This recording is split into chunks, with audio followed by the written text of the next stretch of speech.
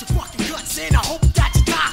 50 fingers, your name in my life is a lie. Cause I'm having a bad day, so stay out of my way. And with the pistol back and people say you better obey. Just in the nick of time, I can make the perfect crime. Rip my heart on my chest. How's it going, y'all? It's me again.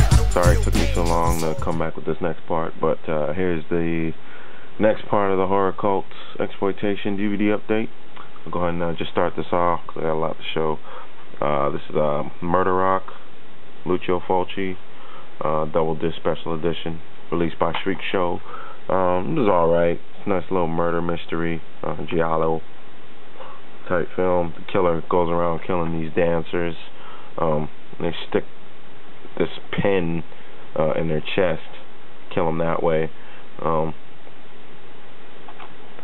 Pretty decent movie. Not Lucio Fulci's best by any stretch, but I mean, I guess it's worth checking out for Lucio Fulci fans. It's alright.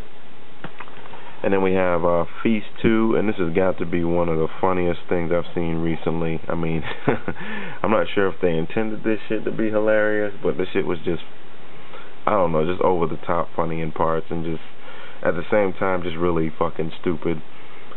Special effects, really cheesy. The part that stands out to me as being the funniest was the autopsy scene. That shit had me fucking dying. And anybody that's seen this movie knows what I'm talking about. So I've not seen the first one. I only picked this up because it was $6 at FYE. I want to get the first one and the third one. They didn't have the first or the third one. They only had this one, and it was $6, so I decided to check it out. I don't know, it's just one of the goofiest and funniest horror films I've seen recently. So, and obviously there were some parts that were really obviously just horribly done as far as like special effects. There's a part where they're standing on the roof, and it's so obvious that they're standing in front of a blue screen. So I don't know. And this is Lucio Fulci's House of Clocks. Pretty good movie. It had kind of a Twilight Zone vibe to it. It's basically about this old couple with their little bodyguard live in this house full of clocks. The husband repairs clocks and kind of collects them. They're all over the house. Anyway, this group of 3 individuals come to try and rob them. Things go wrong, and people end up dead. After the deaths, all the clocks in the house start going backwards. The times on the clock start going backwards. And the people that actually tried to rob the old folks that lived in the house, they're staying in the house for whatever dumb reason. They realize the clocks are going backwards, and weird shit starts happening after that. Time itself is actually going backwards. Really a strange movie. Very good, I thought. There's a really cool death scene at the beginning, an impaling, classic Fulci gore. But next up is The Howling. I finally picked this up, got around to watching this. Picked this up at Walmart for $7. And it is definitely one of the best werewolf movies ever made. Watched it for the first time last 2 weeks ago. Yeah, really cool transformation scenes in it. Not what I was expecting overall, but very good. This is the Gorgor Girls. Really a slow-paced, poorly paced movie. Pretty boring. The highlights are the titties, of course, and the gore scenes. The gore scenes are really brutal, and at the same time extremely fake looking. So I thought that was kind of funny. And but yeah, I guess for the time it was really shocking. And it actually, when you watch it now, the kill scenes are horrifically brutal. Like, killer goes around killing these girls, and like literally there's one scene where he smashes this girl's, where they smash the girl's head to mush, like gouges her eyes out, crushes the eye, and sticks it back in the eye socket. It's really raw, but really fake looking at the same time. So I don't know. The only thing, like I said, that the movie has going for it really is the titties and ass and the gore scenes. But next up is Murder Loves Killers 2. Everybody's been picking this up. I saw this in 80 Run Oak Ridge's video first, so that prompted me to get it. It's pretty cool. Some interesting kills in this. Overall, I really liked the movie. I really liked the direction it took towards the end. Ending was so unexpected and one of the funniest endings I've ever seen in a slasher type movie like this. It's a short running movie, just a little over an hour, but it's well worth it. I'd highly recommend this to slasher fans. And next up we have Frank Henenlotter's Bad Biology. I mean, this was alright. In the beginning it started out pretty decent, but towards the end it kind of just, I don't know.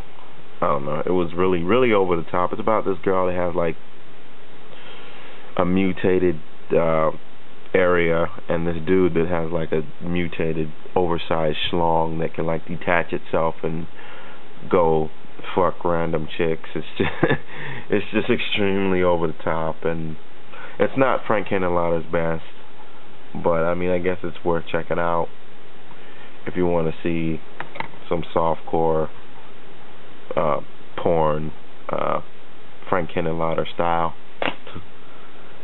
And next up we have another cool thing about this. A cool thing about this though actually is there's some underground rappers that make cameos in it. I think Jedi Mind Tricks. So hip hop heads will appreciate this. And also Prince Paul did the score to this. I just wanted to mention that.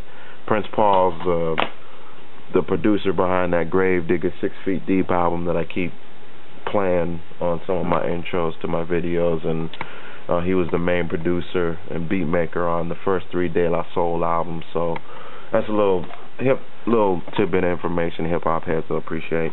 But anyway, next up is Ebola Syndrome, starring Anthony Wong from a bunch of movies. Most recently, one that I watched was The Untold Story, which was excellent. This is not as good. This is a lot cheesier, goofier. It's about this guy. He gets caught having sex with his wife, goes on a killing spree, shows up about a decade later working in a restaurant in South Africa, I believe, and he hates his job. He goes out one day with his boss to this tribe, to this village, to get some cheap meat. But some of the village people are actually infected with Ebola. So of course they don't realize what's going on when they get there. But Anthony Wong's character, goes and he sees this girl dying of Ebola by the river.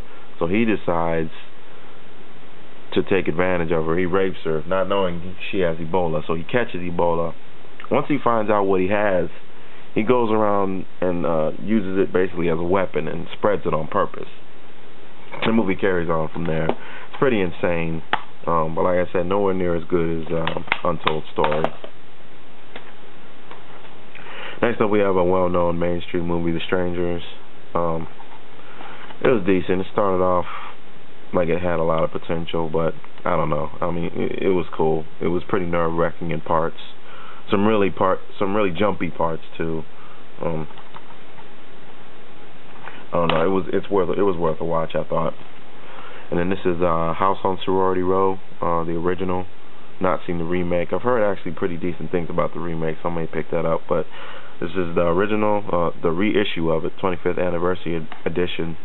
The original DVD was pretty hard to come by and pretty expensive, so I'm glad they re-released it. It was decent. I didn't think it was all that great. I mean, there was a cool scene where there's a severed head in the toilet, but that's the only scene that really stands out to me. How it gets set up is pretty cool, but I'm not going to go into the plot and spoil it. I like that they kept the original cover art too, so that's cool. Glad they re-released that. And then next up we have Grotesque. It's basically a torture movie. These two kids get tortured by this guy. He basically sexually gets off on this torture, and he presents the kids that are getting tortured with this challenge that if he can, or if they can get him off sexually, and if they can show him their will to live, he'll let them go. He promises them that, and whether he keeps that promise or not is something you have to find out if you watch it. So I'm not gonna spoil it, but really disgusting fucking shit takes place in that movie. I'll go ahead and just end it there for now. Stay tuned for the next part. Hopefully I'll have it up either tonight or early tomorrow. So peace the fuck out.